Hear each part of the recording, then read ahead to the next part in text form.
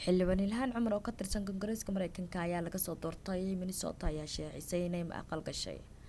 Ilhaan ayaa barteeda Instagram-ka soo dhigtay sawir iyada iyo saygeeda cusub Tim Miniet iyadoo ku qortay waan guursaday waxaana lamaana ku ahay nolosha maya waan guursaday waxaana lamaana ku ahay siyaasadda haatan waxaana ku nahay maya waan guursaday waxaan lamaana ku ahay siyaasadda haddana waxaan ku nahay nolosha waa baraka alxamdulilah.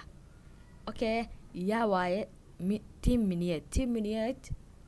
Miniet oo u dhashay dalka Mareykanka ayaa waxaa la sheegay inuu dhashay sanadkii 1981 waxna ka bartay jaamacadda New York. bartiisa linkiga ayuu ku soo xusay in sanadihii 2001 ilaa 2002 uu wax ka bartay jaamacadda KwaZulu-Natal ee dalka Koonfur Afrika. waxa uu soo bartay calunta siyaasadda oo ka qalin jibiyay sanadkii 2003 wixii inta ka dambeeyay waxa uu la soo shaqeynayay hay'ad la yiraahdo Alliance for Justice ka hor inta uusan ku biirin shirkadda E-Street Group. waxa uu hore u soo maray guur waxaana ay wada joogeen Pete Miniet oo ay dhawaan kala tageen. Miniet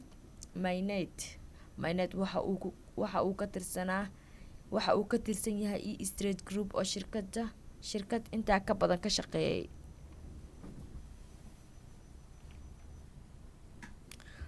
السلام عليكم ورحمة الله تعالى وبركاته. فضلا هدي أتكو حسوتا channel ka subscribe like and share كيلومين تاذا كلا تمانتو حاندي وانا إلهان عمر نينكا يقورستي إلهان عمر برتا انستغرام كمر لبات كسو حستي إن أي نينكا أي قورستي ويهاي إسلام أينو كو قورستي دين إسلام كا لكن لا هاد وحدان علو هاينين كدب نينكا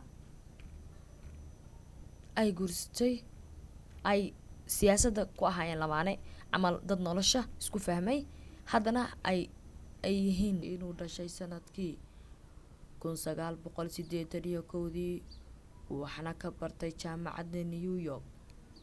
bartiisa linkin ayuu ku xusay in sanadihii 2001 iyo 2002 uu wax ku bartay jaamacadda KwaZulu-Natal ee dalka Koonfur Afrika. Ilhaan Cumar ayaa barteeda Instagram-ka haddana mar labaad kusoo xustay in ay ninka ay guursatay uu yahay islaam.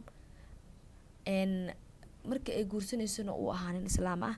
teeda kaleete Ilhaan Cumar waxa ay sheegtay in ay ninkan siyaasadda ku ahaayeen dad nolosha isku fahmay haddana ay noqdeen dad wadajir ah oo isguursaday. Ilhaan Cumar intaas ayaa maanta nooga soo baxday. wixii kala tan waa idin soo gudbin doonaa insha Allah. fadlan hadii aad ku cusub tahay laakiin subscribe ha ka iloobin. mahadsanid.